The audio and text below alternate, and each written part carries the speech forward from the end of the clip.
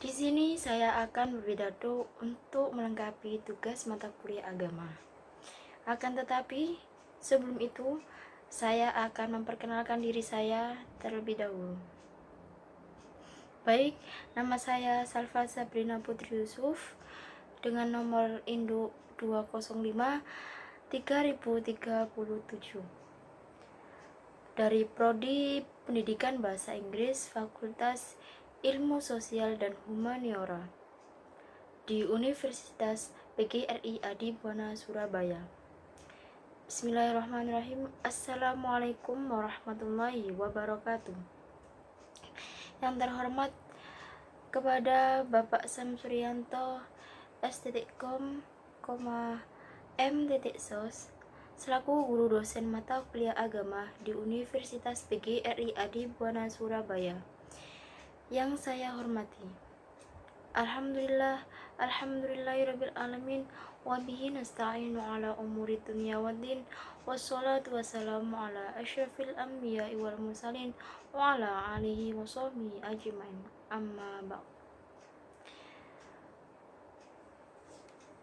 Pertama-tama, mari kita panjatkan puja dan puji syukur atas kelahi-lahi Rabbi yang mana telah memberi kita kesehatan sehingga saya dapat pidato walaupun dengan kondisi adanya wabah penyakit COVID-19 ini. Salawat serta salam kita haturkan kepada Nabi kita, Nabi akhir zaman, Nabi besar Muhammad Sallallahu Alaihi Wasallam, yang mana telah membimbing kita dari jalan kegelapan menuju jalan terang benderang, yakni ad-dinul Islam wal iman. Sebelum itu, salah satu warisan ideologi yang mendapat tekanan saat itu adalah pelemahan nilai-nilai dan etika jihad dalam memperjuangkan hak-hak umat maupun jihad memelihara agama. Konsep jihad yang lahir begitu indah sebagai spirit dalam menjalankan kehidupan telah disalahpahami dan diselewengkan maknanya menjadi sebatas makna kekerasan secara fisik terhadap siapa saja yang dianggap melawan agama Tuhan. Oleh karena itu, pengetahuan tentang konsep jihad ini sangat penting guna membangun kembali jati diri umat Islam yang makin lama makin melemah. Menarik narasi seorang Islamolog Barat, Profesor John A. Esposito tentang jihad.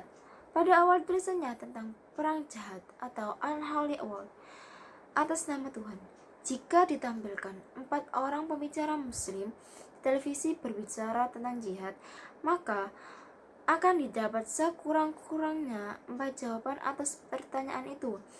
Apakah jihad itu? Seorang berkata bahwa jihad itu adalah berjuang menuju kehidupan yang lebih islami, mengerjakan sholat, puasa teratur, dan menjadi suami yang perhatian. Kemudian yang lainnya akan menjawab bahwa jihad adalah menyampaikan yang lainnya akan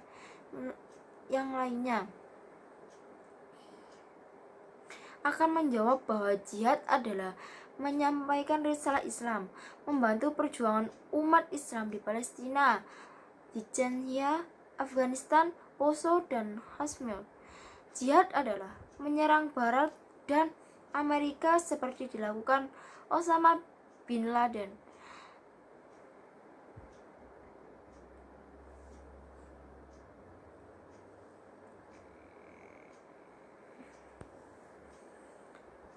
Jihad yang relevan pada masa sekarang adalah jihad melawan hawa nafsu. Betapapun ragamnya makna jihad, semuanya membuktikan bahwa jihad sangat penting dan sentral bagi umat Islam. Singkat kata, jihad adalah konsep atau keyakinan yang memberi penegasan suatu unsur kunci agar menjadi seorang yang beriman dan taat kepada Allah. Sengaja dikutip agar panjang analisis pengamatan literatur pemahaman Islam dan Kristen di George Washington Universitas di atas untuk membuktikan bagaimana jihad dipahami umat Islam sangat beragam dan bertingkat. Beragam pemahaman dan tingkat kedalaman makna tentang jihad oleh umat Islam terjadi karena perbedaan dan penekanan makna berdasar pada konteks jihad serta pengetahuan yang diperolehnya. Namun, yang sulit dilepaskan berbicara tentang jihad itu adalah bahwa jihad maknanya identik dengan perjuangan fisik, sehingga tidak mengherankan dan tidak bisa juga disalahkan secara mutlak. Ada sementara umat Islam memaknai jihad itu sebagai perjuangan fisik seperti perang. Mengacu pendapat Yusuf Qaradawi, makna jihad memiliki berbagai tingkatan sesuai situasi dan kondisi. Kata jihad atau al-jihad dan kata-kata derivasinya seperti peperangan, al-qital, perang, al-harb, kekerasan, al-hunf, dan terorisme, al-irhab memang memiliki kedekatan makna meskipun satu dengan lainnya memiliki makna tertentu yang lebih khusus. Kata jihad secara etimologi adalah balj al-jud atau mencurahkan usaha, kemampuan, dan tenaga. Juga bisa berarti menanggung kesulitan. Jihad adalah makna umum, sementara kata-kata derivasinya adalah makna khusus. Pelaksanaan dalam konteks operasionalnya bergantung pada situasi dan kondisi. Artinya, tidak selamanya jihad itu bermakna menakutkan sebagaimana dipersepsi banyak kalangan. Konsep lain yang sering digandengkan dengan jihad adalah dakwah, yang mana bahasanya adalah mengajak atau menyeru kepada manusia agar melaksanakan ajaran Islam, melaksanakan yang ma'ruf dan menjauhi yang mungkar. Secara sepintas, melaksanakan yang ma'ruf dan menjauhi yang mungkar bisa dijadikan sebagai landasan untuk melakukan jihad, sehingga dakwah dengan jihad sering dipahami secara bergantian dengan tujuan membumikan atau syariat Islam. Secara konsep, pemahaman seperti itu tentu saja menyesuaikan karena pada akhirnya akan menyamakan makna jihad dengan dakwah.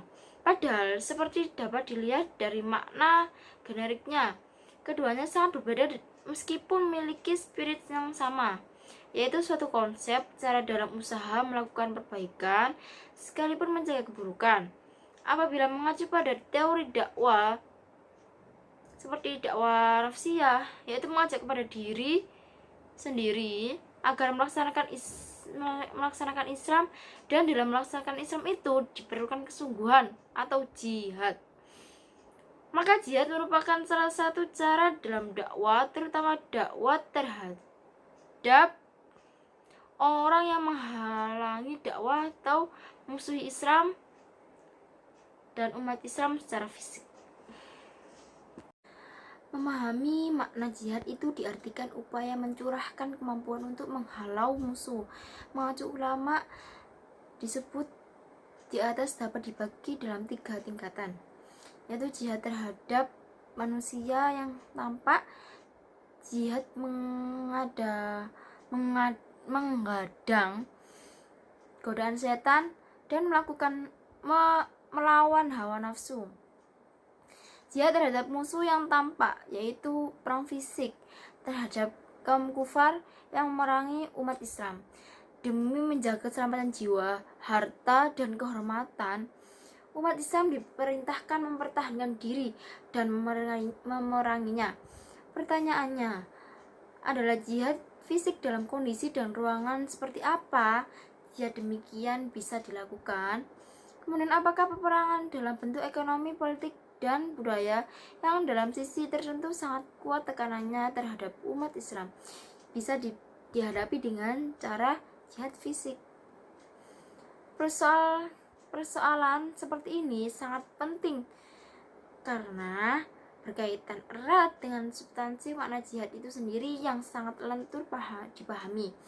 Jika konteks permasalahannya adalah jihad melawan musuh dengan tekanan kultural kepada umat Islam, maka apakah angkat senjata misalnya bisa dilakukan sebagai cara untuk menghadapinya? Jawabannya jelas tidak. Perang dan tekan budaya terhadap Islam harus dihadapi dengan kekuatan budaya lagi dengan cara memperkuat nilai-nilai budaya Islam kepada umat Islam, atau dengan apa yang disebut sebagai al-ghazwul al-fikr, perang urat saraf, atau bisa dibilang perang pikir. Berperang secara sehat. Dakwah dengan al-ghazwul al-fikr makin relevan diterapkan pada masa sekarang di tengah penjamurnya sekte-sekte dan kecenderungan umat manusia terhadap paham-paham yang membongkar pikiran-pikiran manusia. Umat Islam pada khususnya ke arah berpikir yang berorientasi pada materi. Konteks jihad kultural atau jihad sipil atau al-jihad al-madani mengacu pendapat Yusuf Qaradawi meliputi jihad ilmu, jihad sosial, jihad ekonomi, jihad pendidikan, jihad kesehatan, dan jihad dalam persoalan lingkungan hidup. Tekanan terhadap masalah-masalah sentral jihad tersebut juga menjadi sentral utama garapan dan tantangan dakwah pada masa sekarang, dan kecualian di lokasi-lokasi tertentu yang lebih kuat orientasinya pada dakwah fisik seperti yang terjadi di daerah-daerah konflik seperti Palestina dan Afghanistan. Makna jihad jika dihubungkan dengan dakwah bisa ditamsilkan seperti fungsi mesin dalam sebuah kendaraan. Jihad adalah mesinnya yang mampu mendorong dan menggerakkan komponen-komponen yang ada di kendaraan sehingga bisa bergerak. Kuat tanpa paru seperti sayur tanpa garang. Bukan saja kurang rasa, tapi juga terasa hambar sehingga tidak memiliki kekuatan yang mampu menembus batas-batas psikologis sasaran dakwah. Jihad yang secara etimologi berarti sungguh-sungguh menunjukkan bahwa faktor mental sangat menentukan terhadap keberhasilan jihad dalam berdakwah. Jihad dakwah like two sides of the same coin, meskipun keduanya dapat dibedakan. Jihad dalam dakwah merupakan alat. Kapan alat itu digunakan dan bagaimana cara menggunakannya merupakan tugas penting berbicara dan memahami makna jihad. Jihad merupakan bagian dari ruh Islam dan juga mungkin umat non-Islam. Dengan ungkapan berbeda dalam Islam, jika mengacu pada analisis Islamolog di atas, juga bisa dipahami dan dipraktikkan dengan beragam sesuai konteks sosiopolitik masyarakat.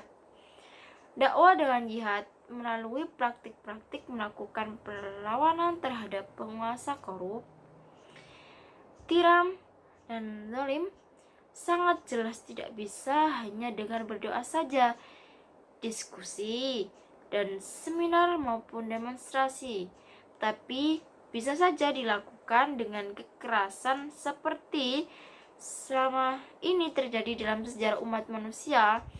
Oleh karena itu, jihad dalam Islam persoalan karena tidak selarasnya pendekatan jihad terhadap persoalan yang dihadapi masyarakat Islam. Atas dasar ini, banyak kalangan mengidentikan makna jihad dengan gerakan kekerasan yang dilegitimasi dalam Islam. Sebelum membahas tentang sosiologi hukum untuk membuka bobrok praktis korupsi para penguasa daerah, maka perlu memahami korupsi dari berbagai perspektif, yaitu pertama dari perspektif terminologi korupsi, kedua korupsi berdasar pengetahuan masyarakat tentang korupsi, ketiga korupsi berdasarkan pada putusan hakim. Negara menghindari hal negatif dari pelayanan ke masyarakat sebab para pemimpin berharap citra positif pada dirinya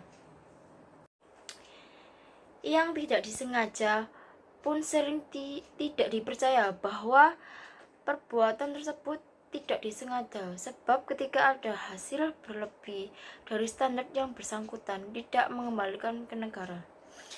Pendefinisian korupsi di Indonesia adalah suatu kegiatan yang sudah menjadi kebiasaan sampai mendarah daging dengan budaya dan menjamur di berbagai lingkungan kehidupan di Indonesia. Korupsi dari berbagai definisi adalah merugikan masyarakat yang seharusnya mendapat fasilitas negara atau pemerintah daerah, terutama pada politik kebijakan pemberantasan korupsi.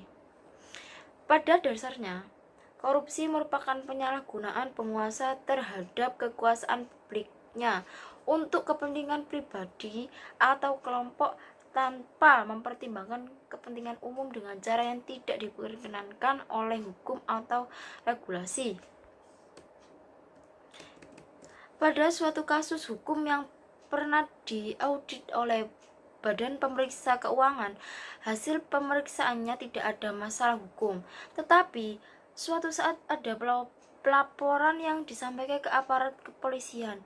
Pihak kepolisian menerima laporan tersebut, memanggil pihak-pihak yang berkepentingan. Terkadang apa yang sudah dinyatakan clear oleh BPK berbeda dengan apa yang dituliskan oleh kepolisian. Baik, sistem pemerintahan dan kekuasaan di Indonesia relatif baik sebab ada pengawasan yang dilakukan oleh lembaga legislatif DPRD. Begitu juga ada lembaga yudikatif untuk memproses orang-orang yang melakukan kesalahan pengelolaan uang negara. Meskipun sudah rigid itu, tetapi masih ada penguasa daerah yang mengakali untuk keuntungan pribadinya.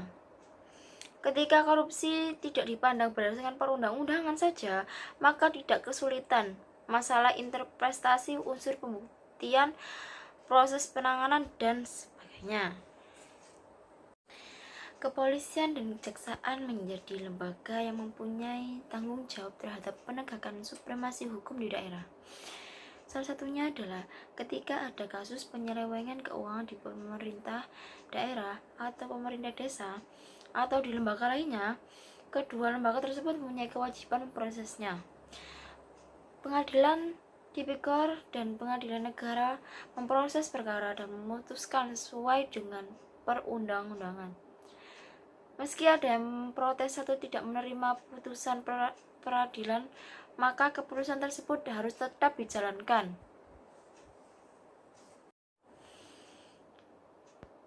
Kesempatan banding dan kasasi menjadi arena pencarian kebenaran sampai menemukan peradilan seadil-adilnya.